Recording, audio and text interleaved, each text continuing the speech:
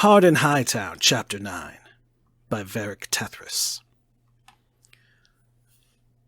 Donin Brnakovich was running out of leads to chase. He had only 2 weeks until retirement, just 2 weeks to find the man who'd murdered a magistrate and a Hightown nobleman, if Captain Hendalin didn't kick him from the ranks first. The docks stank of piss and rotting fish, as foul as the men and women who worked there.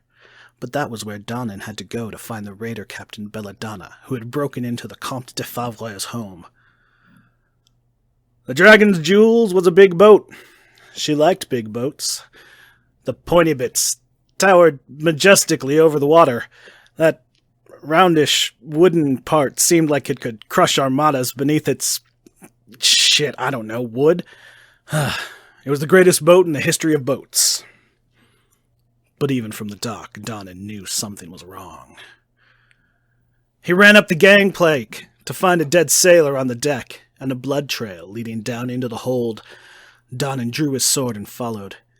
His eyes still hadn't adjusted to the dimness of the lower decks when he tripped over another dead sailor, stabbed in the gut and left where he'd fallen.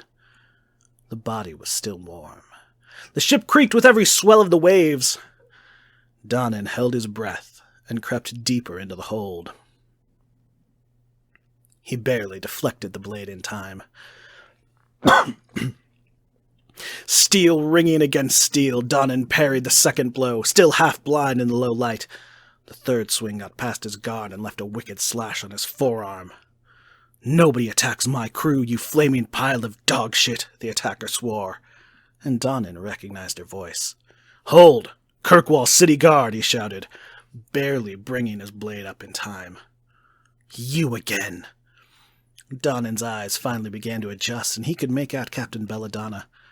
She was clutching her ribs with her right hand, a dagger in her left, and was covered in enough blood that Donin was sure it wasn't all hers. She glowered at him. Could have used a guard not 5 minutes ago.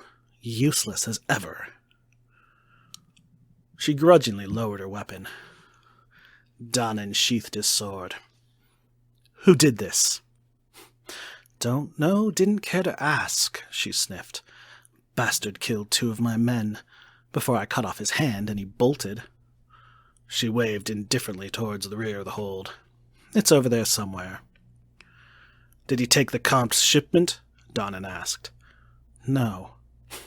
If that's what this was about, you can have it." She limped over to the trunk and removed a bundle of cloth tied with twine. She threw it at Donin's feet. "Good riddance."